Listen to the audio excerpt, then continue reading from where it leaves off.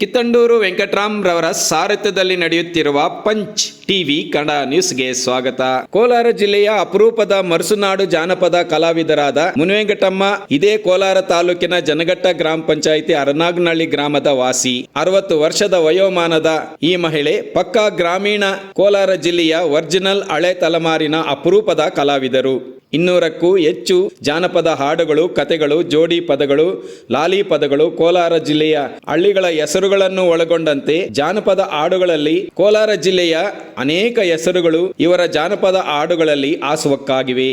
ಆಂಧ್ರ ಪ್ರದೇಶದ ಕಡಪ ಮದನಪಲ್ಲಿ ಗಡಿ ಭಾಗದ ಕೋಲಾರ ಜಿಲ್ಲೆಗೆ ಸೇರಿದ ಶ್ರೀನಿವಾಸಪುರ ತಾಲೂಕಿನವರಾದ ಪ್ರಸಿದ್ಧ ಸಾಹಿತಿ, ನಾಟಕಕಾರ, ನಿವೃತ್ತ ಶಿಕ್ಷಕ, ರೈತ ಹೋರಾಟಗಾರ ಸಾರ್ ರಘುನಾಥ್ ರವರು ಈ ಅರನಾಗನಹಳ್ಳಿ ಮುನಿವೆಂಕಟಮ್ಮನವರನ್ನು ಪಂಚ್ ಟಿವಿಗೆ ಪರಿಚಯಿಸಿದರು.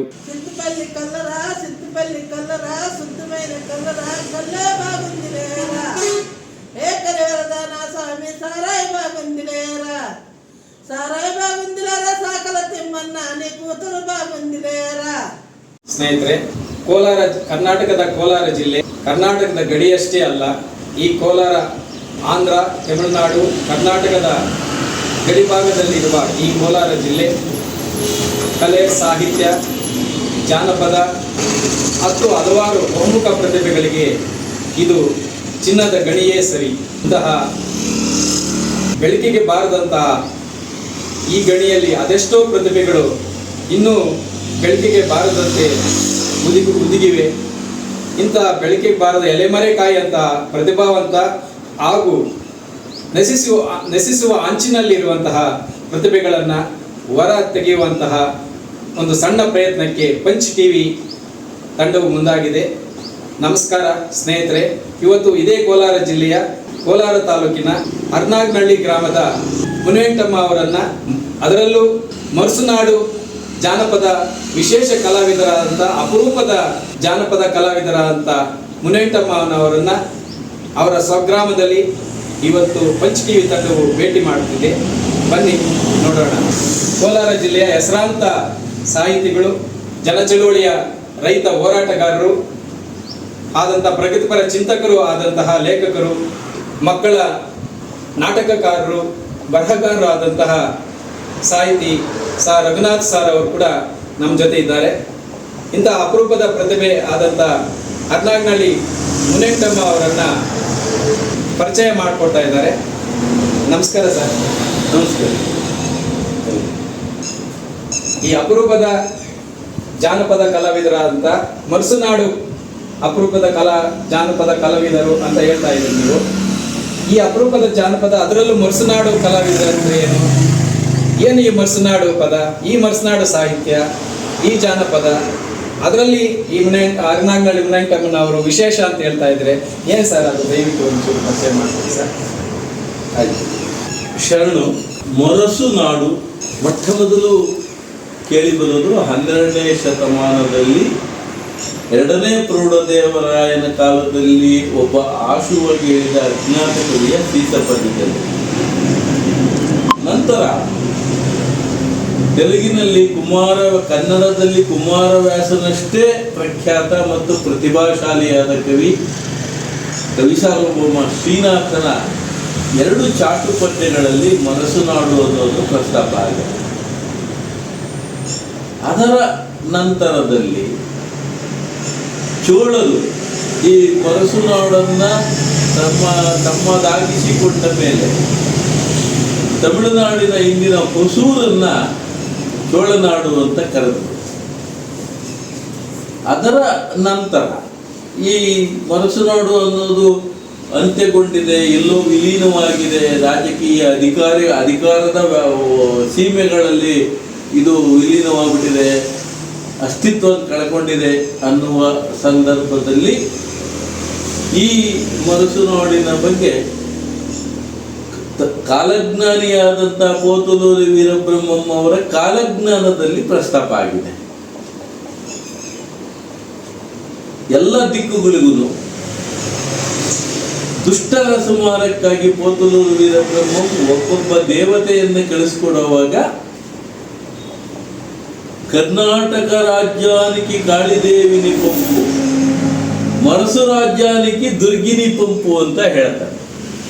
ಅಂದ್ರೆ 17ನೇ ಶತಮಾನದವರೆಗೂ ಮರಸುನಾಡು ಅನ್ನುವುದಿತ್ತು ಅನ್ನೋದು ಆ ಕಾಲ. ವಿಶ್ವಜನಿ ಭಾರತ ರತ್ನ ಅಂಬೇಡ್ಕರಮ್ಮ, ವಿಶ್ವಜನಿ ಭಾರತ ರತ್ನ ಅಂಬೇಡ್ಕರಮ್ಮ, ಅವರ ಜ್ಞಾನದ ಬೆಳಕು ನಮ್ಮ ಮೇಲೆ ಇರಲಮ್ಮ, ಅವರ ಜ್ಞಾನದ ಬೆಳಕು ನಮ್ಮ ಮೇಲೆ ಇರಲಮ್ಮ. ಬೆಳಗುವೆ ನಾರತಿ ಬಾ ಭೀಮನೆ, ಬೆಳಗುವೆ ನಾರತಿ ಬಾ ಭೀಮನೆ, ಬೇಗ ಬಾರೋ ಭೀಮನೆ, ನೋಡು ಬಾರೋ ಭೀಮನೆ. ದಿನ ದಲ್ತಾರ ದೇವರಿವರಮ್ಮ, ದಿನ ದಲ್ತಾರ ದೇವರಿವರಮ್ಮ, ದಿನ ದಲ್ತ ದೇವರಿಗೆ ಕೈಯ ಮಗಿರಮ್ಮ, ದಿನ ದಲ್ತ ದೇವರಿಗೆ ಕೈಯ ಮಗಿರಮ್ಮ. ಬೆಳಗುವೆ ನಾರತಿ ಬಾ ಭೀಮನೆ, ಬೆಳಗುವೆ ನಾರತಿ ಬಾ ಭೀಮನೆ, ಬೇಗ ಬಾರೋ ಭೀಮನೆ, ನೋಡು ಬಾರೋ ಭೀಮನೆ. ಹೆಣ್ಣ ಮಕ್ಕಳ ರಕ್ಷಣೆಯುರಮ್ಮ, ಹೆಣ್ಣ ಮಕ್ಕಳ ರಕ್ಷಣೆಯುರಮ್ಮ, ಹೆಣ್ಣ ಮಕ್ಕಳ ರಕ್ಷಣೆಗಾಗಿ ಪದವಿ ಬಿಟ್ರಮ್ಮ, ಹೆಣ್ಣ ಮಕ್ಕಳ ರಕ್ಷಣೆಗಾಗಿ ಪದವಿ ಬಿಟ್ರಮ್ಮ. ಬೆಳಗುವೆ ನಾರತಿ ಬಾ ಭೀಮನೆ, ಬೆಳಗುವೆ ನಾರತಿ ಬಾ ಭೀಮನೆ, ಬೇಗ ಬಾರೋ ಭೀಮನೆ, ನೋಡು ಬಾರೋ ಭೀಮನೆ. ಅಂಬೇಡ್ಕರರ ಪಾದ ಪೂಜಮ್ಮ, ಅಂಬೇಡ್ಕರರ ಪಾದ ಪೂಜಮ್ಮ, ಅಂಬೇಡ್ಕರರ ಪಾದ ಪೂಜ ಮುಕ್ತಿ ಎಂದಮ್ಮ, ಅಂಬೇಡ್ಕರರ ಪಾದ ಪೂಜ ಮುಕ್ತಿ ಎಂದಮ್ಮ. ಬೆಳಗುವೆ ನಾರತಿ ಬಾ ಶಿವನೇ, ಬೆಳಗುವೆ ನಾರತಿ ಬಾ ಭೀಮನೆ, ಬೇಗ ಬಾರೋ ಭೀಮನೆ, ನೋಡು ಬಾರೋ ಭೀಮನೆ. ಇನ್ನು ಈ ಸಂದರ್ಭದಲ್ಲಿ ಮುನಿವೆಂಕಟಮ್ಮನವರ ಸೊಸೆ ಡಾಕ್ಟರ್ ಪುಷ್ಪ, ಮಗನಾದ ಉಪನ್ಯಾಸಕ ಅಮರ್ನಾಥ್ ಹಾಜರಿದ್ದರು. ಪಂಚ್ ಟಿವಿ ತಂಡವು ಈ ಅಪರೂಪದ ಜಾನಪದ ಕಲಾವಿದರಾದ ಮುನಿವೆಂಕಟಮ್ಮನವರನ್ನು ಅವರ ನಿವಾಸದಲ್ಲಿ ಭೇಟಿ ಮಾಡಿ ವಿಶೇಷ ಸಂದರ್ಶನ, ಹಾಡು ಮಾತು ಹೀಗಿದೆ. ಇನ್ನೊಂದು ಮಾತು, ಕನ್ನಡ, ತೆಲುಗು, ತಮಿಳು 3 ಭಾಷೆಗಳ ಜಾನಪದ ಹಾಡುಗಳ ಅಪರೂಪದ ಕಲಾ ಪ್ರತಿಭೆ ಈ Arnagnalli Munivenkatamma alias Doddammayya. Kittandur Venkataram, punch TV news, Kolar. ಮಾಡಬೇಕಾಗಿರುವಂತ ವಿಚಾರ. ಈ ಮೊರಸುನಾಡು ಬಗ್ಗೆ ರೇನಾಟಿ ನಿಘಂಟು ಅನ್ನೋ ಒಂದು ಪುಸ್ತಕದಲ್ಲಿ ನಾವು ಅಂದ್ಕೊಂಡಿದ್ದಕ್ಕಿಂತ ಹೆಚ್ಚು ಪ್ರದೇಶವನ್ನ ವಿಸ್ತರಿಸುವ ಒಂದು ಸೂಚನೆ ಕೂಡ ಇದೆ. ಇದುವರೆಗೂ ನಾವು ಅಂದುಕೊಂಡಿದ್ದ ಹಾಗೆ ಆಂಧ್ರದ ಬೀರಂಗಿ, ಕೊತ್ತಕೋಟ, ಮದನಪಲ್ಲಿಯ ಪಶ್ಚಿಮ ಭಾಗದ ಕೆಲವು ಗ್ರಾಮಗಳು, ಕುಂಬನೂರಿನ ಕೆಲವು ಗ್ರಾಮಗಳು, ಕೋಲಾರ ಜಿಲ್ಲೆ ಸಂಪೂರ್ಣವಾಗಿ, ಈಗಿನ ಬಳ್ಳಾರಿ ಜಿಲ್ಲೆಯು, ಈಗಿನ ಚಿಕ್ಕಬಳ್ಳಾಪುರ ಜಿಲ್ಲೆಯು ಸೇರಿಕೊಂಡು, ಆಮೇಲೆ ದೇವನಹಳ್ಳಿ, ಬೆಂಗಳೂರಿನ ಹೊಸೂರಿನ ಈ ಕಡೆಯ ಭಾಗ, ತಮಿಳುನಾಡಿನ ಡಂಕಣಿಕೋಟ ಮತ್ತು ಹೊಸೂರು ಭಾಗಗಳು, ಇದಿಷ್ಟು ಮೊರಸುನಾಡು ಅಂತ ಇತ್ತು. ರೇನಾಟಿ ನಿಘಂಟು ಒಳಗೆ ಡಾಕ್ಟರ್ ಪ್ರಭಾಕರ್ ರೆಡ್ಡಿ ಅನ್ನೋರು ಹೇಳ್ತಾರೆ, ಕಡಪ ಜಿಲ್ಲೆ, ಕಡಪ ಮತ್ತು ಕೋಲಾರ ಮೊರಸುನಾಡು ಆಗಿತ್ತು ಅಂತ ಅವರು ಹೇಳ್ತಾರೆ. ಹೀಗೆ ವಿಷಯಗಳು ಏನೇ ಬರ್ತಾ ಇರಲಿ, ಒಂದು ಮೊರಸುನಾಡು ಅನ್ನುವುದು ಅಸ್ತಿತ್ವದಲ್ಲಿತ್ತು. ಅದು ತನ್ನದೇ ಆದ ವೈಶಿಷ್ಟ್ಯವನ್ನ ಸಾಹಿತ್ಯಿಕವಾಗಿ, ಭಾಷಿಕವಾಗಿ, ಜನಜೀವನದ ದೃಷ್ಟಿಯಿಂದ ಕೂಡ, ಆಮೇಲೆ ನೈಸರ್ಗಿಕವಾಗಿಯೂ ತನ್ನ ಅಸ್ತಿತ್ವವನ್ನು ಇಟ್ಟುಕೊಂಡಿತ್ತು ಅನ್ನೋದು ಒಂದು ಮುಖ್ಯವಾಗ್ತದೆ. ಇದು ಯಾವ ಕಾಲಘಟ್ಟದಲ್ಲಿ? ಬಹುಶಃ ಕೋಲಾರ ಹುಟ್ಟದಾಗಲಿಂದ ಮೊರಸುನಾಡು ಅಂತಿತ್ತು ಅನ್ಸುತ್ತೆ. ಅದರ ಆರಂಭ ಕಾಲವನ್ನ ಸಂಶೋಧನೆ ಮಾಡಬೇಕಾಗಿದೆ ಇವಾಗ. ಅಂದ್ರೆ ಪ್ರೌಢದೇವರಾಯನ ಕಾಲದಲ್ಲಿ ಪ್ರಸ್ತಾಪ ಆಗೋದನ್ನ ಸದ್ಯಕ್ಕೆ ನಮಗೆ ಆಧಾರವಾಗಿ ಇಟ್ಕೊಂಡಿದ್ದೀವಿ. ಆಮೇಲೆ ಕೆಲವು ಶಾಸನಗಳಲ್ಲೂ ಉಕ್ತವಾಗಿದೆ ಮೊರಸುನಾಡು ಅಥವಾ ಮರಸುನಾಡು ಅಂತ. ಮೊರಸು ಎರಡೂ ಒಂದೇ. ಆಮೇಲೆ ಕನ್ನಡ ಬೃಹತ್ ನಿಘಂಟುವಿನಲ್ಲಿ 7ನೇ ಸಂಪುಟದಲ್ಲಿ ಮೊರಸು ಅನ್ನೋ ಪದದ ವಿವರಣೆಯನ್ನು ಕೂಡ ಕೊಟ್ಟಿದೆ, ಒಂದು ಪ್ರದೇಶ ಅಂತ. ಹಾಗಾಗಿ ಮರಸುನಾಡು ಅಸ್ತಿತ್ವ ಬಹಳ ಹಿಂದಿನಿಂದಲೂ ಇತ್ತು ಅನ್ನುವುದನ್ನು ನಾವು ಗಮನಿಸ್ತೀವಿ. ಮರಸು ಅಂದ್ರೆ ಅರ್ಥ ಇಷ್ಟೇ, ನರಜು ಅಥವಾ ಗೊರಜು ಕಲ್ಲಿನಿಂದ ಕೂಡಿದ ಕೆಂಪು ಮಣ್ಣಿನ ಭೂಮಿ ಅಂತ. ಈ ನಾಡಿಗೆ ಈ ಮಣ್ಣಿನ ಗುಣವ ಮಣ್ಣಿನ ಚಹರೆಯನ್ನೇ ಇಟ್ಟು ಗುರುತಿಸಿರೋದು ಇನ್ನೊಂದು ವಿಶೇಷ ಅನ್ನೋದನ್ನು ನಾವು ಗಮನಿಸಬೇಕು. ಕಾರಣ ಈ ಮರಸುನಾಡಿನ ಭಾಷೆ, ಜನಜೀವನ ಎಲ್ಲ ಗ್ರಾಮೀಣ ಅಂದರೆ ಜಾನಪದ ಬದುಕಿನಿಂದಲೇ ಕಟ್ಟಿಕೊಂಡಂತೆ. ಇಲ್ಲಿಯ ನುಡಿ ಶ್ರಮಜೀವಿಗಳ ನುಡಿ. ಮರಸುನಾಡು ಕನ್ನಡ ಇದೆಯಲ್ಲ, ಇದು ಶ್ರಮಜೀವಿಗಳ ನುಡಿ. కొదలన్న ఏడవకురా ఏడిస్తే మీ కనులో ముట్టాలే రాలురా అన్న ఏడవకురా కొదలన్న ఏడవకురా అన్న ఏడవకురా లోలన్న ఏడవకురా ఏడిస్తే మీ కనులో ముట్టాలే రాలురా ఏడిస్తే మీ కనులో రత్నాలే రాలురా జో జో లాలే లాలే జో లాలే జో జో లాలే లాలే జో లాలే. ఒక రాత్రి ఒక పగలో పన్నామాల జట కింద, ఒక రాత్రి ఒక పగలో పన్నామాల జట కింద ఉంటుంటే బతుకాయే ఓ సందా మావయ్య, ఉంటుంటే బతుకాయే ఓ సందా మావయ్య. జో జో లాలే లాలే జో లాలే జో జో లాలే లాలే జో లాలే. నత్తిన కెరటమురా నెలవంక నామమురా, నత్తిన కెరటమురా నెలవంక నామమురా. పుణ్యమునాడు చంద్రుడా ఏడుకురా నా తండ్రి, పుణ్యమునాడు చంద్రుడా ఏడుకురా నా తండ్రి. జో జో లాలే లాలే జో లాలే జో జో లాలే లాలే జో లాలే. అన్న ఏడవకురా లోలన్న ఏడవకురా, అన్న ఏడవకురా కుదలన్న ఏడవకురా. ఏడిస్తే నీ కనులో ముత్యాలే రాలురా, ఏడిస్తే నీ కనులో రత్నాలే రాలురా. జో జో లాలే లాలే జో లాలే జో జో లాలే లాలే జో లాలే. పిన తండ్రి లక్ష్మణుడు దిననిత్యము జలతురా, పిన తండ్రి లక్ష్మణుడు దిననిత్యము జలతురా. ఇక్కడ ఉన్నారని వాళ్ళకు తెలియదురా, ఇక్కడ ఉన్నారని వాళ్ళకు తెలియదురా. జో జో లాలే లాలే జో లాలే జో జో లాలే లాలే జో లాలే. అన్న ఏడవకురా లోలన్న ಏಡವಕುರ ಅನ್ನ ತೋರ್ತಾ ಇದ್ರು ಇಲಿ ಬಿಲ ಇದ್ದಂಗೆ ಈ ಅಮ್ಮನು. ಈ ಅಮ್ಮ ಎಲ್ಲಡಿಕೆ ತಿತ್ತಿಗಳು ಹೊಳೆಯೋದ್ರಲ್ಲಿ ಭಾರಿ ಫೇಮಸ್. ಎಲ್ಲಡಿಕೆ ತಿತ್ತಿಗಳು ಅದರಲ್ಲಿ ಕಡ್ಡಿ ಪುಡಿ ಹಾಕೊಳಕ್ಕೆ ಒಂದು ಕಡೆ, ಅಡಿಕೆ ಹಾಕೊಳಕ್ಕೆ ಒಂದು ಕಡೆ, ಸುಣ್ಣಕಾಯಿ ಕಳಕ್ಕೆ ಒಂದು ಕಡೆ, ಎಲೆ ಕಳಕ್ಕೆ ಒಂದು ಕಡೆ, ಹಿಂಗೆ ಇಂಥ ತಿತ್ತಿಗಳನ್ನ ಸುಮಾರು ಒಂದು ಸಾವಿರಾರು ತಿತ್ತಿಗಳನ್ನ ಬುಡತಿತ್ತಿ ಅಂತಾರಲ್ವಾ? ಬುಡತಿತ್ತಿ ಬೇರೆ,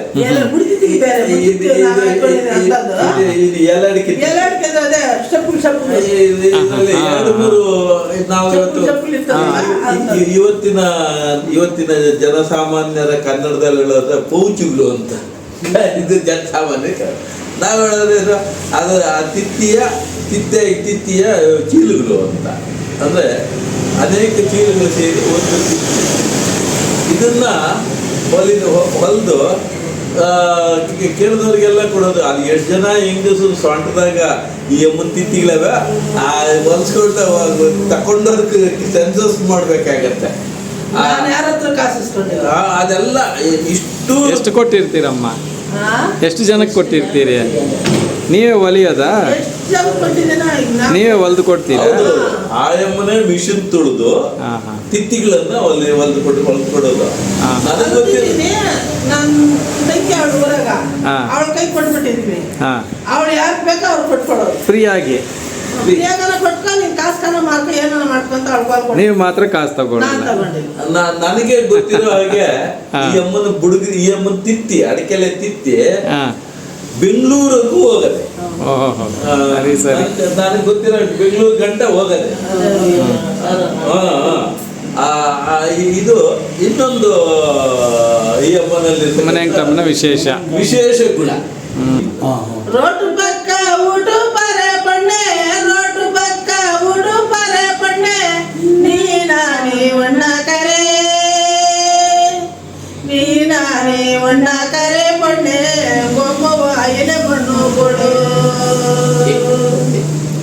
ರೋಟು ಪಕ್ಕ ಊಟು ಪರೆ ಪಣ್ಣೆ, ರೋಟು ಪಕ್ಕ ಊಟು ಪರೆ ಪಣ್ಣೆ, ಕೊಪ್ಪುರೋ ನಾ ಮಲ್ಲ ಪರೆ, ಕೊಪ್ಪುರೋ ನಾ ಮಲ್ಲ ಪರೆ ಪಣ್ಣೆ, ನೀನಾನಿ ಒಣ್ಣ ಕರೆ, ನೀನಾನಿ ಒಣ್ಣ ಕರೆ ಪಣ್ಣೆ, ನೀನಾನಿ ಒಣ್ಣ ಕರೆ ಪಣ್ಣೆ, ಮುರುಸುವ ಎಲೆ ಮಣ್ಣು ಕೊಡು. ರೋಟು ಪಕ್ಕ ಊಟು ಪರೆ ಪಣ್ಣೆ, ನೀನಾನಿ ಒಣ್ಣ ಕರೆ,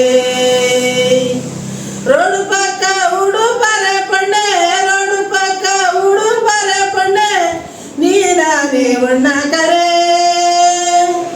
ನೀನಾನಿ ಒಣ್ಣ ಕರೆ ಪಣ್ಣೆ, ಒಪ್ಪವ ಇಲೆ ಮಣ್ಣು ಕೊಡು. ಒಪ್ಪವ ಇಲೆ ಮಣ್ಣು ಕೊಡು ಪಣ್ಣೆ, ಕೊಪ್ಪುರೋ ನಾ ರೋಜ ಪರೆ, ಕೊಪ್ಪುರೋ ನಾ ರೋಜ ಪರೆ ಪಣ್ಣೆ, ನೀನಾನಿ ಒಣ್ಣ ಕರೆ. ಇಲ್ಲಿ ಭಾಷೆ ಕಟ್ಕೊಂಡಿರೋದು ಪ್ರಧಾನವಾಗಿ ಕನ್ನಡ, ತೆಲುಗು, ತಮಿಳಿಂದ, ಆಮೇಲೆ ಉರ್ದು ಸೇರಿದೆ. ಈ ಹಾಡಿನಲ್ಲಿ ಈ 3 ಭಾಷೆಯೂ ಸೇರಿದೆ. ಅಂದ್ರೆ ಮರಸುನಾಡನ್ನ ಪ್ರತಿನಿಧಿಸುವ ಹಾಡು ಈ ಜಾನಪದ ಗೀತೆ ಆಗಿದೆ ಅಂತಕ್ಕಂಥದ್ದು ಒಂದು. ಇನ್ನೊಂದು ಮುನಿವೆಂಕಟಮ್ಮನವ್ರ ಕೈ ಬಗ್ಗೆ ಒಂದು ಮಾತು ಹೇಳಲೇಬೇಕು. ಆ ಅಮ್ಮನ ಕೈ ಎಷ್ಟು ದೊಡ್ಡದು ಅಂತಂದ್ರೆ, ಅಂತಹ ಬಕಾಸುರ ಅನ್ನೋನು ಕೂಡ ಆ ಅಮ್ಮ 2ನೇ ಸರ್ತಿ ಬಡಿಸೋಷ್ಟೊತ್ತಿಗೆ ಹೊಟ್ಟೆ ತುಂಬಿಸ್ಕೊತಾರೆ. ಯಾರೇ ಬರ್ಬೋದು, ಗೊತ್ತಿಲ್ಲ ಗೊತ್ತಿಲ್ಲದೆ ಬರ್ಬೋದು, ಎಷ್ಟೊತ್ತನ್ನ ಆಗಲಿ ಅಚ್ಚುಕಟ್ಟಾಗಿ ಅಡಿಗೆ ಮಾಡಿ ಅವರಿಗೆ ಹೊಟ್ಟೆ ಬಿರಿಯೋದು ಅಂತಾರಲ್ಲ, ಆ ರೀತಿ ಹೊಟ್ಟೆ ಬಿರಿಯುವಂತೆ ಬಡಿಸೋದು ಆ ಅಮ್ಮನ ಗುಣ. ಇಷ್ಟು ಕೊಡೋಕೆ ಆ ಅಮ್ಮನಿಗೂ ಮನಸ್ಸೇ ಬರಲ್ಲ. ಕೊಡೋದೇ ಬೇಕಾದ್ರೆ ಕೊಡದೇ ಇದ್ದೋಗ್ತಾಳೆ. ಆ ಅಮ್ಮನ ಕೊಡೋದೇ ಇಷ್ಟು ಕೊಟ್ರೆ ತಗೊಳ್ಬೇಕು. ಇಷ್ಟು ತಗೊಂಡ್ರೇನೆ, ಇಷ್ಟು ತಿಂದ್ರೇನೆ ಆ ಅಮ್ಮನಿಗೆ ಹೊಟ್ಟೆ ತುಂಬಿರ್ಬೇಕು. ಇಲ್ದಿರೆ ತೀರಾ ಅಸಮಾಧಾನ. ಈ ತಾಯಂದ್ರು ಮಕ್ಕಳ ಬಗ್ಗೆ ತುಂಬಾ ಸುಳ್ಳುಗಳು ಹೇಳ್ತಾರೆ. ಯಾಕೆಂದ್ರೆ ಆ ಮಗು ಇಷ್ಟು ಅನ್ನ ತಿಂದಿರುತ್ತೆ, ಅದು ಏನೋ ರೀ ನಮ್ಮ ಮಗು ಇಷ್ಟು ತಿನ್ನುತ್ತೆ, ಇಷ್ಟು ತಿಂದಿರ್ತದ ತಿನ್ಸಿರ್ತಾಳೆ. ಆದರೆ ತಾಯಿ ಕಣ್ಣು ತುಂಬಲ್ಲ, ಮಗು ಎಷ್ಟೇ ತಿನ್ನಲಿ ಕಣ್ಣು ತುಂಬಲ್ಲ. ಹಾಗೆ ಈ ಅಮ್ಮನಿಗೆ ಈ ಅಮ್ಮನಿಗೆ ಮನಸ್ಸು ತುಂಬಲ್ಲ, ಕಣ್ಣು ತುಂಬಲ್ಲ. ಹಾಕ್ತಾ ಇದ್ದಷ್ಟು ಕೊಡ್ತಾ ಇದ್ದಷ್ಟು. ಇದು ನಿಜವಾದ ಜಾನಪದ ತಾಯಿಯ ಕೈಗುಣ. ಅಂತಹ ದೊಡ್ಡ ಕೈಯ ತಾಯಿ ಮುನಿವೆಂಕಟಮ್ಮ.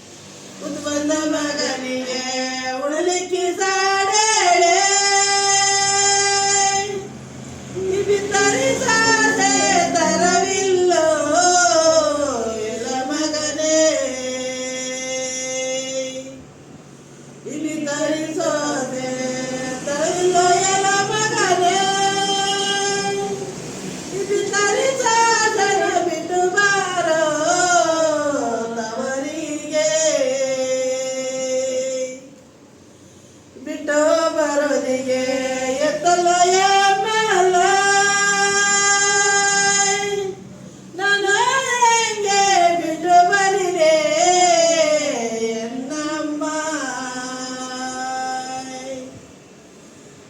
ಆ ಮಾತು ಕೇಳಿದಾಳೆ ವರದೇವಿ ಹೊರಟಾಳೆ ಬಲನ ಬಾಜಿಕೊಂಡು ಕಂದನ್ನ ಕರಕೊಂಡು ಕರಂಬ ಕತ್ತಿಲಲ್ಲಿ ಜೋರಂಬ ಮಳೆ ಹೊಡೆದ ವರದೇವಿ ಹೊರಟಾಳೆ ಹೊರಟಾಳೆ. ಹೀಗೆ ತ್ರಿಕಲ್ಯಾಣ ಅಂತ ನಾವೇನು ಕರಿತೀವಿ, ಒಂದು ದೇವತಾ ಸಂಪ್ರೀತಿ, ಇನ್ನೊಂದು ಲೋಕ ಸಂಪ್ರೀತಿ, ಇನ್ನೊಂದು ಧಾತ ಸಂಪ್ರೀತಿ. ಈ ಇದನ್ನ ಇಟ್ಕೊಂಡಂತ ಮುನಿವೆಂಕಟಮ್ಮನವರು. ಆದರೆ ಒಂದು ವಿಷಾದ ಅಂದರೆ ಅನೇಕ ದಶಕಗಳು, ಸುಮಾರು ಒಂದು ಐದು ದಶಕಗಳಿಂದ ಮುನಿವೆಂಕಟಮ್ಮನವರನ್ನು ಯಾರು ಈ ನೆಲದಿಂದ ಹಿಡಿದು ಆಚೆ ಕಡೆವರೆಗೂ ಯಾರು ಈಕೆ ಒಬ್ಬ ಕಲಾವಿದೆ, ಅದ್ಭುತವಾಗಿ ಹಾಡ್ತಾಳೆ, ಈಕೆ ಹತ್ರ ಒಂದು ದೊಡ್ಡ ಜಾನಪದ ಸಾಹಿತ್ಯದ ನಿಧಿಯೇ ಇದೆ ಅಂತ ಯಾರೂ ಗೊತ್ತಿಲ್ಲ. ಕೋಲಾರದ ಬರಿದಾದ ಚಿನ್ನದ ಗಣಿ ಇವತ್ತು ತುಂಬಿದೆ ಅನ್ನೋಂಗೆ ಆಚೆ ಕಡೆ ಜನ ಮಾತಾಡ್ತಾರೆ. ಕೋಲಾರ ನಾವು ಅದೇ ಥರ ಹಳೆಯದನ್ನೇ ನೆನೆಸ್ಕೋತೀವಿ. ಆದರೆ ನಮ್ಮ ಪಗ್ನೆಯಲ್ಲಿ ಗಣಿ ಚಿನ್ನದ ಗಣಿ ಬರಿದಾಗಿದೆ. ಆದರೆ ಜಾನಪದ ಮತ್ತು ಸಾಹಿತ್ಯದ ಗಣಿ ತುಂಬಿ ತುಳುಕ್ತಾ ಇದೆ. ನಾವು ಅಲ್ಲಿಂದ ತಗೋಬೇಕು ಅನ್ನೋದು ಆಲೋಚನೆ ಇವಾಗಾದರೂ ಹುಟ್ಟಬೇಕಾಗಿದೆ, ಮರುಸುನಾಡಿನಲ್ಲಿ ಹುಟ್ಟಬೇಕಾಗಿದೆ. ಇಂತಹ ಮುನಿವೆಂಕಟಮ್ಮನವರನ್ನು ಮೊಟ್ಟ ಮೊದಲು ವೇದಿಕೆ ಕೊಟ್ಟಿದ್ದು ಇಡೀ ಆಕೆಯ ಗಾಯನ ದೀರ್ಘವಾದ ಗಾಯನ ಜೀವನದಲ್ಲಿ ನಿರಂಜನ ವಾನಳ್ಳಿಯವರು ಬೆಂಗಳೂರು ಉತ್ತರ ವಿಶ್ವವಿದ್ಯಾನಿಲಯದ ಕುಲಪತಿಗಳಾಗಿ ಬಂದಂತಹ ಸಂದರ್ಭದಲ್ಲಿ ನನ್ನ ಈ ಥರದ್ದು ನನಗೆ ಒಂದು ಜಾನಪದ ಕಾರ್ಯಕ್ರಮ ಮಾಡಬೇಕು ನಮ್ಮ ಯೂನಿವರ್ಸಿಟಿಲಿ, ಯಾರನ್ನ ನಿಮ್ಗೆ ಸೂಚಿಸಿ ಅಂದಾಗ ನನಗೆ ಮೊಟ್ಟ ಮೊದಲು ನಾನು ಇದಕ್ಕೆ ಸೂಚಿಸಿದ್ದು. ಆಮೇಲೆ ಅನೇಕರನ್ನ ಆ ವೇದಿಕೆ ಕಳಿಸ್ಕೊಟ್ಟಿದ್ದು ಉಂಟು. ಮುನಿವೆಂಕಟಮ್ಮನವರು ಅವರ ಮೊಟ್ಟ ಮೊದಲನೇ ಕಾರ್ಯಕ್ರಮವೇ ಒಂದು ವಿದ್ವತ್ ವೇದಿಕೆಯಲ್ಲಿ ನಡೆಯಿತು. ಈ ಭಾಗ್ಯ ಮರಸನಾಡು ಆಯಮ್ಮನಿಗೆ ಕಲಿಸ್ಕೊಡ್ತು. ಇಷ್ಟು ದಿನಗಳ ಒಂದು ಆ ಮುನಿವೆಂಕಟಮ್ಮನವರಿಗೆ ಮಾತುಗಾರಿಕೆ ಇಲ್ಲ ಪಾಪ, ಮೊದಲಿಂದಲೂ ಇಲ್ಲ. ಹಾಡುವುದು, ತನಗೆ ಪ್ರಿಯವಾದ ಎಲೆ ಅಡಿಕೆಯನ್ನು ಕಡ್ಡಿ ಪುಡಿಯೊಂದಿಗೆ ನಮಲೋದು, ನಮ್ಮ ಕೋಲಾರ ಜಿಲ್ಲೆ ಭಾಷೆ ನಮಲೋದು, ಜಗಿಯೋದು ಅಂತ. ಇದರಲ್ಲಿ ಬಹಳ ಆಸಕ್ತಿ. ಕಟ್ಟುಗಳ ಗಟ್ಲೆ ಎಲೆ ಅಡಿಕೆ, ಆಮೇಲೆ ಪಾವುಗಳ ಗಟ್ಲೆ ಕಡ್ಡಿ ಪುಡಿ, ಅಡಿಕೆ ಇವೆಲ್ಲ ಚೆನ್ನಾಗಿ ನಮಲ್ತಾಳೆ. ಸುಖವಾಗಿ ರೀತಿಯೊಳಗೆ ಜಗತ್ತಿನ ಕಲ್ಯಾಣವನ್ನು ಬಯಸ್ತಾ, ತನ್ನ ಕುಟುಂಬದ ಒಳಿತನ್ನು ಬಯಸ್ತಾ.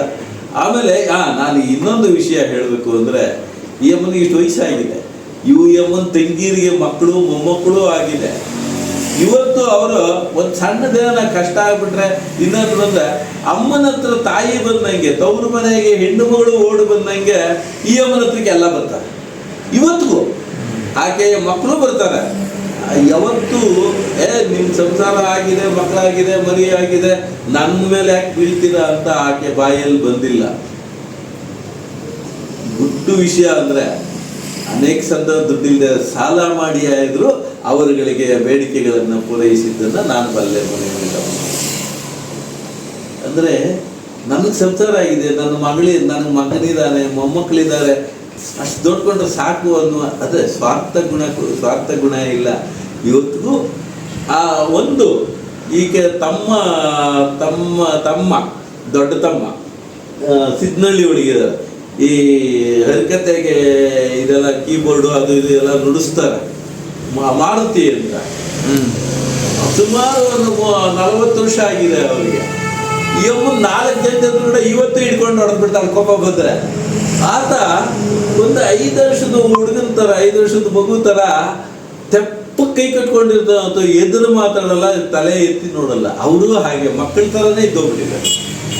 ಇದು ಮುನಿವೆಂಕಟಮ್ಮನವರ ಕುಟುಂಬ, ದೊಡ್ಡ ಕುಟುಂಬದ ಇರ್ತಕ್ಕಂಥ ಪ್ರೀತಿ ವಿನಯ. ಇವತ್ತು ತಂದೆ ತಾಯಿ ಒಂದು 5-6 ವರ್ಷದ ತನ್ನ ಮಗುನ ದಂಡಿಸಿದ್ರೆ ಏನೇನೋ ಆಗ್ಬಿಡ್ತವೆ. ಅಂಥದ್ರಲ್ಲಿ 40 ವರ್ಷದ ತಮ್ಮ ಏನೂ ಒಂದೇ 4 ಜನದ ಎದುರುಗಡೆ ಹೊಡೆದಿದ್ದಾಳೆ ಯಮುನಾ.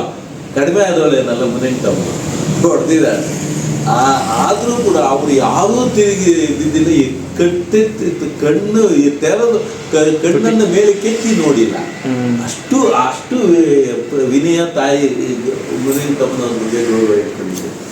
ಇಂತಹ ಮುನಿವೆಂಕಟಮ್ಮನವ್ರಿಗೆ ಮೊದಲು ವೇದಿಕೆ ಕೊಟ್ಟಿದ್ದು ಬೆಂಗಳೂರು ಉತ್ತರ ವಿಶ್ವವಿದ್ಯಾನಿಲಯ.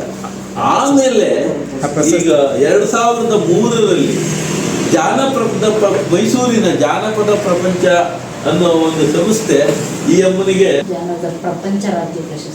ಜಾನಪದ ಪ್ರಪಂಚದ ರಾಜ್ಯ ಪ್ರಶಸ್ತಿಯನ್ನು ಕೊಟ್ಟು 2003ರಲ್ಲಿ ಗೌರವಿಸಿತು.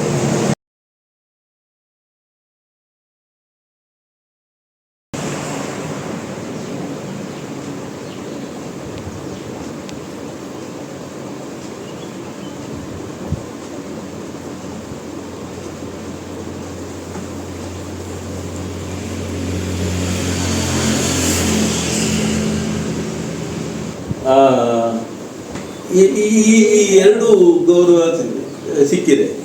ಆಮೇಲೆ ಇನ್ನೊಂದು ನಮ್ಮ ಮರುಸ್ನಾಡು ಐರ್ಲು ಮುನಿವೆಂಕಟಪ್ಪನ ಬಗ್ಗೆ ಇನ್ನೊಂದು ಮಾತು ಹೇಳೋದು. ಈ ಐರ್ಲು ನಾವು ಏನು ಆಶುವಾಗಿ ಕವಿತೆ ಹೇಳ್ತೀವಿ ಅಂತೀವಿ, ಹಂಗೆ ಪದಗಳನ್ನು ಕಟ್ಟಿಬಿಡ್ತಾಳೆ ಇದಕ್ಕಿದ್ದಂಗೆ. ಸದ್ವಿದ್ದೇನೂ ಇಲ್ಲ, ಸರಸ್ವತಿಗೆ ಸದ್ವಿ. ಒಂದೇ ನಿಮಿಷ ಹಂಗೆ ಈ ಅಮ್ಮನ ಒಂದ್ಸರ್ತಿ ಇದೇ ಅಂಬೇಡ್ಕರ್ ಜಯಂತಿ ಉದ್ಘಾಟನೆಗೆ ಈ ಅಮ್ಮನ ಕರೆದ್ರು ಈ ಬೆಂಗಳೂರು ಉತ್ತರ ವಿಶ್ವವಿದ್ಯಾನಿಲಯದಲ್ಲಿ. ಮಾತು ಬರಲ್ಲ, ಭಾಷಣ ಮಾಡಕ್ ಬರೋಲ್ಲ ಈ ಅಮ್ಮನಿಗೆ, ಏನೂ ಇಲ್ಲ. ಆದ್ರೂ ಎಲ್ಲರೂ ಪ್ರೋತ್ಸಾಹ ಮಾಡಿದ್ರು, ನಿಂತು ಬಿಟ್ಲು. ಅಂಬೇಡ್ಕರ್ ಬಗ್ಗೆ ಆ ಸ್ಥಳದಲ್ಲೇ ವೇದಿಕೆಯಲ್ಲೇ ಒಂದು ಪದವನ್ನು ಕಟ್ಟಿ ಹಾಡ್ಬಿಟ್ಟಿತ್ತು. ಇಡೀ ಸಭೆ ದಂಡು ಬಿಡ್ದಾಯ್ತು, ಮೆಚ್ಚುಗೆನೂ ಪಡೀತು. ಈಗ ನಮ್ಮ ಪಂಚ್ ಟಿವಿಯವರು ಅದರ ಆಕೆ ನೆನಪಿದ್ರೆ ಅದರದ್ದು ಒಂದು ಪಲ್ಲವಿಯನ್ನಾದ್ರೂ ಕೇಳಿಸ್ಬೇಕು, ರೆಕಾರ್ಡ್ ಮಾಡ್ಕೊಂಡು ಜನಕ್ಕೆ ಅಂತ ನನಗೆ ಅನ್ಸುತ್ತೆ. ವಿಶ್ವಜ್ಞಾನಿ ಭಾರತ ರತ್ನ ಅಂಬೇಡ್ಕರಮ್ಮ, ವಿಶ್ವಜ್ಞಾನಿ ಭಾರತ ರತ್ನ ಅಂಬೇಡ್ಕರಮ್ಮ, ಅವರ ಜ್ಞಾನದ ಬೆಳಕು ನಮ್ಮ ಮೇಲೆ ಇರಲಮ್ಮ, ಅವರ ಜ್ಞಾನದ ಬೆಳಕು ನಮ್ಮ ಮೇಲೆ ಇರಲಮ್ಮ. ಬೆಳಗುವೆ ನಾರತಿ ಬಾಭಿಮಾನಿ, ಬೆಳಗುವೆ ನಾರತಿ ಬಾಭಿಮಾನಿ, ಬೇಗ ಬಾರೋ ಭೀಮನೆ, ನೋಡು ಬಾರೋ ಭೀಮನೆ. ದಿನ ತರ್ತಾರ ದೇವರಿವರಮ್ಮ, ದಿನ ತರ್ತಾರ ದೇವರಿವರಮ್ಮ, ದಿನ ತರ್ತ ದೇವರಿಗೆ ಕೈಯ ಮಗಿರಮ್ಮ, ದಿನ ತರ್ತ ದೇವರಿಗೆ ಕೈಯ ಮಗಿರಮ್ಮ. ಬೆಳಗುವೆ ನಾರತಿ ಬಾಭಿಮಾನಿ, ಬೆಳಗುವೆ ನಾರತಿ ಬಾಭಿಮಾನಿ, ಬೇಗ ಬಾರೋ ಭೀಮನೆ, ನೋಡು ಬಾರೋ ಭೀಮನೆ. ಹೆಣ್ಣ ಮಕ್ಕಳ ರಕ್ಷಣೆಯವರಮ್ಮ, ಹೆಣ್ಣ ಮಕ್ಕಳ ರಕ್ಷಣೆಯವರಮ್ಮ, ಹೆಣ್ಣ ಮಕ್ಕಳ ರಕ್ಷಣೆಗಾಗಿ ಪದವಿ ಬಿಟ್ರಮ್ಮ, ಹೆಣ್ಣ ಮಕ್ಕಳ ರಕ್ಷಣೆಗಾಗಿ ಪದವಿ ಬಿಟ್ರಮ್ಮ. ಬೆಳಗುವೆ ನಾರತಿ ಬಾಭಿಮಾನಿ, ಬೆಳಗುವೆ ನಾರತಿ ಬಾಭಿಮಾನಿ, ಬೇಗ ಬಾರೋ ಭೀಮನೆ, ನೋಡು ಬಾರೋ ಭೀಮನೆ. ಅಂಬೇಡ್ಕರರ ಪಾದ ಪೂಜಮ್ಮ, ಅಂಬೇಡ್ಕರರ ಪಾದ ಪೂಜಮ್ಮ, ಅಂಬೇಡ್ಕರರ ಪಾದ ಪೂಜೆ ಮುಕ್ತಿ ಎಂದಮ್ಮ, ಅಂಬೇಡ್ಕರರ ಪಾದ ಪೂಜೆ ಮುಕ್ತಿ ಎಂದಮ್ಮ. ಬೆಳಗುವೆ ನಾರತಿ ಬಾ ಶಿವನೇ, ಬೆಳಗುವೆ ನಾರತಿ ಬಾ ಭೀಮನೆ, ಬೇಗ ಬಾರೋ ಬೇಮನೆ ನೋಡು ಬಾರೋ ಬೇಮನೆ. ಪಕ್ಕದಲ್ಲಿ ಕೂತಿರೋದು ಡಾಕ್ಟರ್ ಪುಷ್ಪಲತಾ ಅಂತ, ಯಳಂದೂರಿನ ಹೆಣ್ಣು ಮಗಳು, ಇಲ್ಲಿ ಮರಸುನಾಡಿನ ಸೊಸೆಯಾಗಿ ಬಂದಿದ್ದಾರೆ. ಆಕೆಗೆ ತೆಲುಗು, ಕೋಲಾರ ಜಿಲ್ಲೆಯ ಅಂದರೆ ಮರಸುನಾಡಿನ ಭಾಷೆ ಇವೆಲ್ಲ ಹೊಸತು. ಅತ್ತೆ ಮೂಲಕ ಈ ಭಾಷೆಯನ್ನು ಅರ್ಥ ಮಾಡಿಕೊಳ್ತಾ ಅತ್ತೆ ಹತ್ರ ಶಿಷ್ಯತ್ವವನ್ನು ಸ್ವೀಕರಿಸಿ ಈ ಜಾನಪದ ಗೀತೆಗಳನ್ನು ತಾನೂ ಹಾಡೋದನ್ನು ಕಲಿತಾ ಈಗ ಸಾಥಿಯಾಗಿ ಇದ್ದಾರೆ. ಈ ಮುನಿವೆಂಕಟಮ್ಮನವರಿಗೆ ಇದು ಮರ್ತು ಹೋಗ್ಬಿಟ್ಟಿರ್ತದೆ ಭಾಳಷ್ಟು ಕಥೆಗಳು. ಇದು ರಾತ್ರಿ 2 ಗಂಟೆ 3 ಗಂಟೆಲೆ ಮಗ ಅಮರನಾಥ ಮೇಲ್ಗಡೆ ಮಲಗಿದ್ರೆ ಈಕೆ ಕೆಳಗಡೆ ಇದ್ದಿದ್ದು. ಇಲ್ಲಿಂದ ಅಮರನಾಥ ಬರ್ಲೇ ಇಲ್ಲ, ಜ್ಞಾಪಕ ಬಂದ್ಬಿಡ್ತು, ಆಡ್ತೀನಿ ಬಾ ಬಾ ಬಾ ಬಾ ಅಂತ ಕರೆದು ಅಷ್ಟೊತ್ತಲ್ಲಿ ರಾತ್ರಿ 2 ಗಂಟೆ 3 ಗಂಟೆ ಒಳಗೆ ಈ ಅಮ್ಮ ಜ್ಞಾಪಿಸ್ಕೊಂಡು ಹೇಳೋದು, ಆತ ರೆಕಾರ್ಡ್ ಮಾಡ್ಕೊಳ್ಳೋದು.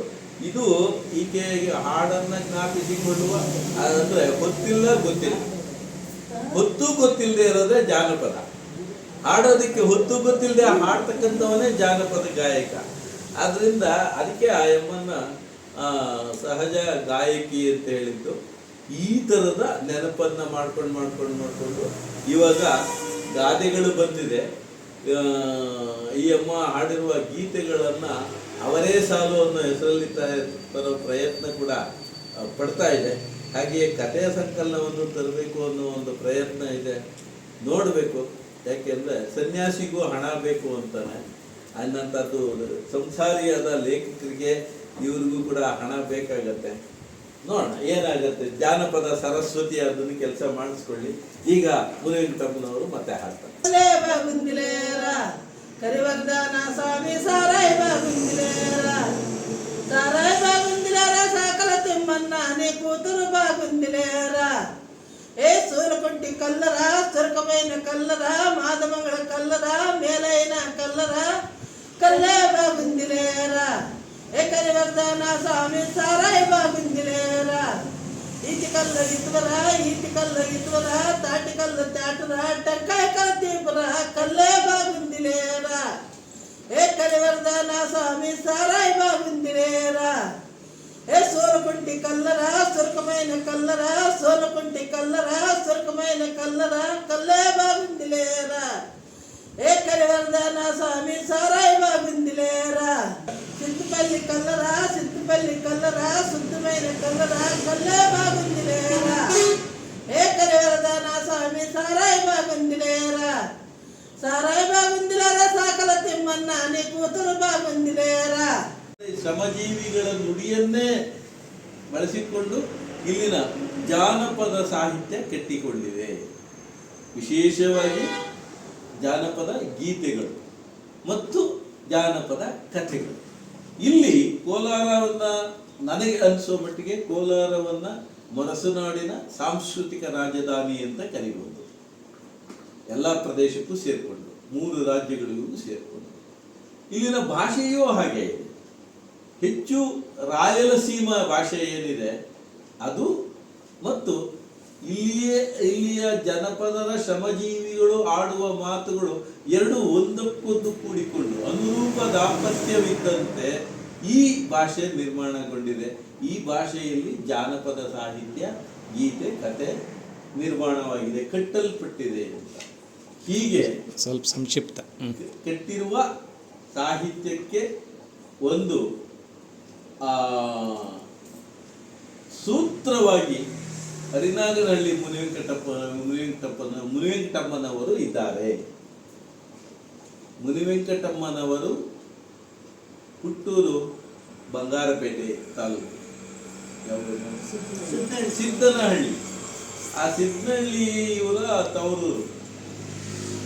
9 ಜನ ಅಕ್ಕ ತಂಗಿಯರು, ಜೊತೆಗೆ 3 ಜನ ತಮ್ಮಂದರು.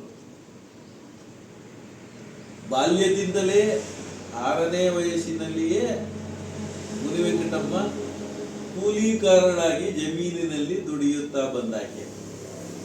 ಒಂದು ಅದ್ಭುತವಾದ ಮಾತಿದೆ.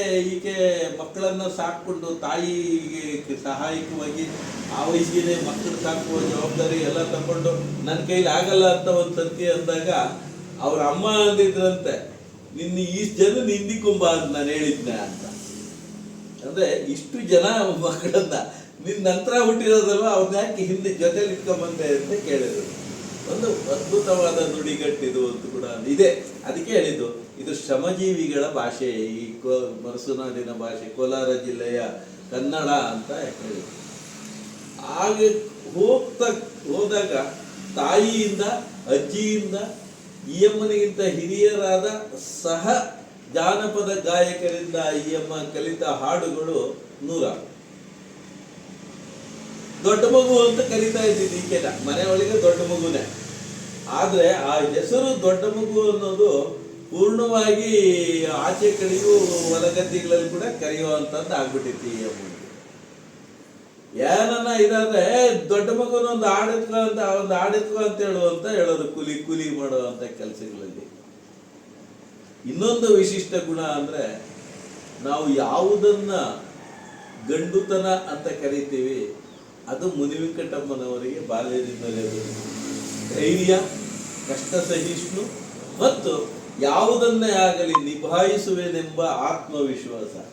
ಒಂದು ಅದ್ಭುತವಾದ ಕುತೂಹಲಕಾರಿ ಪ್ರಸಂಗ ಏನು ಅಂದ್ರೆ, ಸುಮಾರು 7-8 ವರ್ಷ ವಯಸ್ಸು ಮುನಿವೆಂಕಟಮ್ಮನಿಗೆ. ಇವರು ತೋಟಿ ಊರ ಪರಿಚಾರಕರ ಸೇವೆಯೊಳಗೆ ಬರುತ್ತೆ ಇವರಿದು. ತಂದೆ ಎಲ್ಲೋ ಆಚೆ ದೂರ ಎಲ್ಲೋ ಹೋಗಿದ್ದಾರೆ, ಇಲ್ಲ. ಆದ್ರೆ ಊರಲ್ಲಿ ಒಂದು ವಿಷಯವನ್ನ ಸಾರಬೇಕಾಗಿ ಬರ್ತದೆ, ಗಂಡಸರು ಯಾರೂ ಇಲ್ಲ. ಅವರು ಊರಿನ ಹಿರಿಯರು ಹೇಳಿದ್ರು, ನಿಮ್ಮ ಜವಾಬ್ದಾರಿ ಅದು, ನೀವು ಏನನ್ನ ಮಾಡಿ ಒಟ್ಟಾರೆ ಜನಗಳಿಗೆ ಈ ವಿಷಯವನ್ನೆಲ್ಲ ಸಾರಬೇಕಿವತ್ತು ಅಂತ.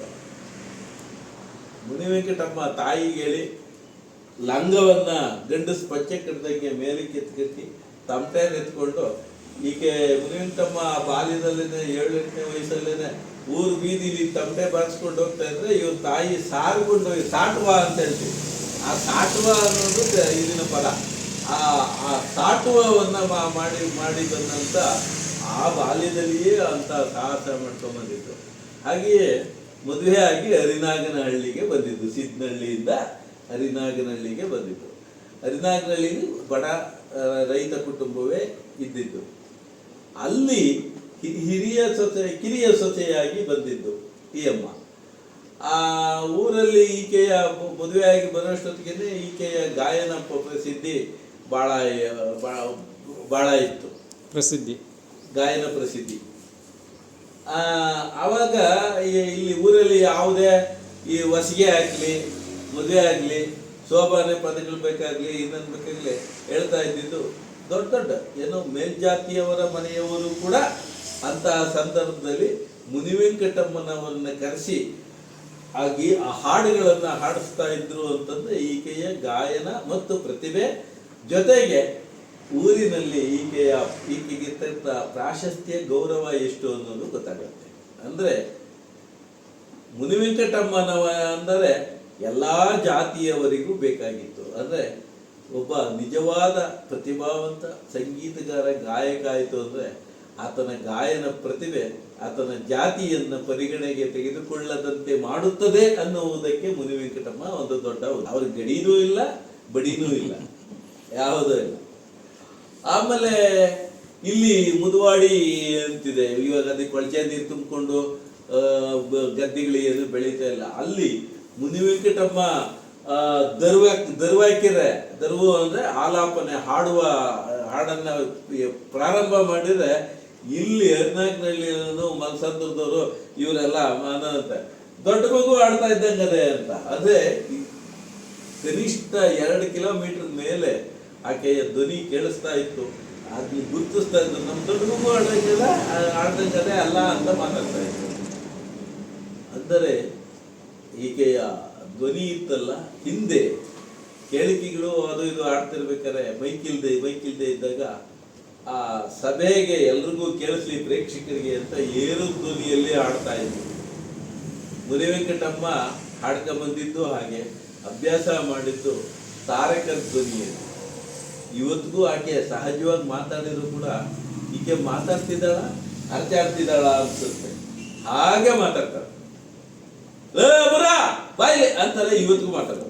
ಪಕ್ಕದಲ್ಲೇ ಇರ್ತಾನೆ ಅಮರ ಮಗ, ಆದ್ರೆ ಯಮನು ಒಂದು ಮೈಲಿಯಲ್ಲಿ ಇದ್ದಾನೆ ಅನ್ನೋಂಗೆ ಮಾತಾಡ್ತಿರ್ತಾರೆ. ಹಾಡುವುದು ಅಷ್ಟೇ, ತಾರಕದಲ್ಲಿ ಹಾಡ್ತಾಳೆ ಹೊರತು ಈಕೆ ಕೆಲಸತಾಯಿಯಲ್ಲಿ ಹಾಡೋದಕ್ಕೆ ಈಕೆಗೆ ಸಾಧ್ಯವೇ ಇಲ್ಲ. ಯಾಕೆಂದ್ರೆ ಜಾನಪದ ಧ್ವನಿಯದು, ಜನರ ಧ್ವನಿಯದು. ಜನರ ಕಿವಿಗೆ ಕೇಳಿಸುವಷ್ಟು, ಒಂದಷ್ಟು ದೂರದಲ್ಲಿದ್ರು ಜನರ ಕಿವಿಗೆ ಕೇಳಿಸುವಷ್ಟು ದೂರದಲ್ಲಿರೋರಿಗೆ ಕೇಳಿಸುವಷ್ಟು ಅದರ ಧ್ವನಿ ದೊಡ್ಡದು ಮತ್ತು ವಿಸ್ತಾರದ್ದು. ಇನ್ನೊಂದು ಮಾತನ್ನ ಹೇಳ್ಬಿಡ್ಬೇಕಾಗತ್ತೆ.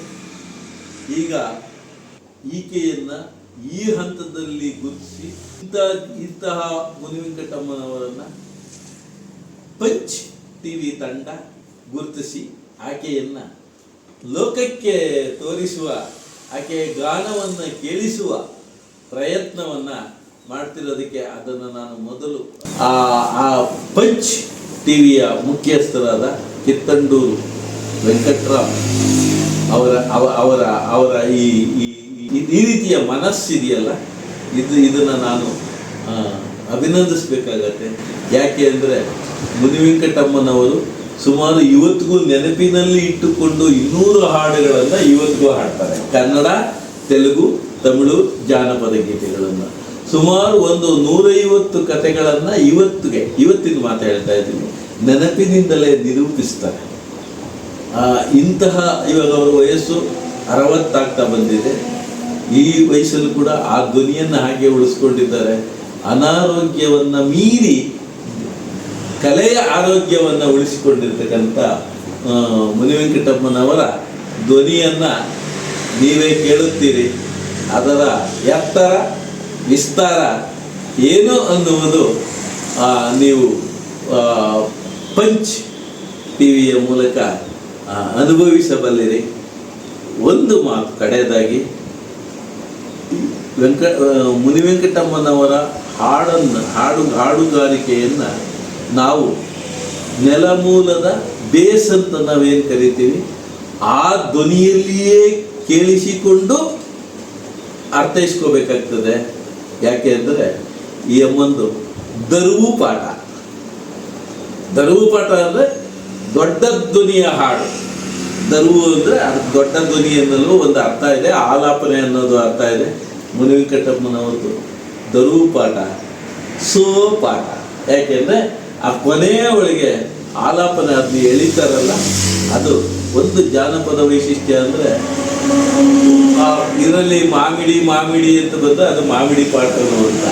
ಈ ನಮ್ಮ ಮರಸುನಾಡು ಒಳಗೆ ಯಾವುದು ಆಧಾರ ಪದವಾಗಿ ಪದೇ ಪದೇ ಪುನರಾವರ್ತನೆಗೊಳ್ತದೆ ಅಂತ ಎಲ್ಲ ಹಾಡುಗಳು ಸೇರಿ, ಇವಾಗ ಗಬ್ಬಿಯಾಳು ಅಂತ ಬಂದರೆ ಗಬ್ಬಿಳ್ಳು ಪಾಟಲು ಅಂತ ಬರ್ತದೆ, ಗಬ್ಬಿಳ್ಳು ಹಾಡುಗಳು ಅಂತ ಬರ್ತದೆ, ಆಮೇಲೆ ಲಾಲಿ ಪಾಟಲು ಅಂತ ಬರ್ತದೆ. ಈ ಥರ ಅನೇಕ ಹಾಡುಗಳು ಬರ್ತದೆ. ಹಾಗಾಗಿ ಅದನ್ನು ನಾವು ಗಮನಿಸ್ಕೊಂಡು ಮುನಿವೆಂಕಟಮ್ಮನವರ ಸಿಂಹನಾದದ ಹಾಡುಗಳನ್ನು ನಾವಿವತ್ತು ಕೇಳೋಣ.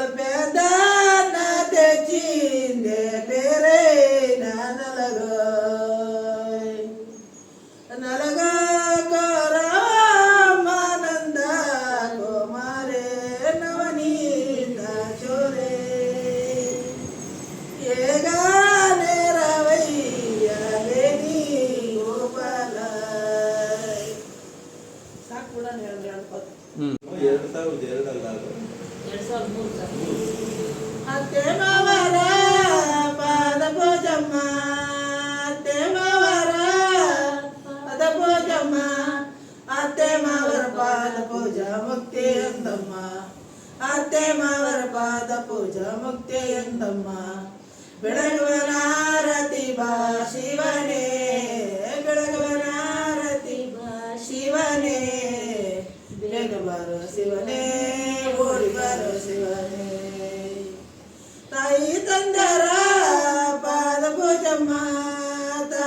ತಂದರ ಪಾದ ಪೂಜಮ್ಮ ತಾಯಿ ತಂದರ ಪಾದ ಪೂಜಾ ಮುಕ್ತಿ ಎಂದಮ್ಮ ತಾಯಿ ತಂದರ ಪಾದ ಪೂಜಾ ಮುಕ್ತಿ ಎಂದಮ್ಮ ಬೆಳಗುವನಾರತಿ ಬಾ ಶಿವನೇ ಬೆಳಗುವನಾರತಿ ಬಾ ಶಿವನೇ ಬೆಳಗುವ ಶಿವನೇ ಓಡಿ ಬಾರೋ ಶಿವನೇ ಗಾಂಧಿನಹರ ಪಾದ ಪೂಜಮ್ಮ ಗಾಂಧಿನಹರ ಪಾದ ಪೂಜಮ್ಮ ಗಾಂಧಿನಹರ ಪಾದ ಪೂಜಾ ಮುಕ್ತಿ ಎಂದಮ್ಮ ಗಾಂಧಿನಹರ ಪಾದ ಪೂಜಾ ಮುಕ್ತಿ ಎಂದಮ್ಮ ಬೆಳಗುವನಾರತಿ ಬಾ ಶಿವನೇ ಬೆಳಗುವನಾರತಿ ಬಾ ಶಿವನೇ ಬೆಳಗುವ ಶಿವನೇ ಓಡಿ ಬಾರೋ ಶಿವನೇ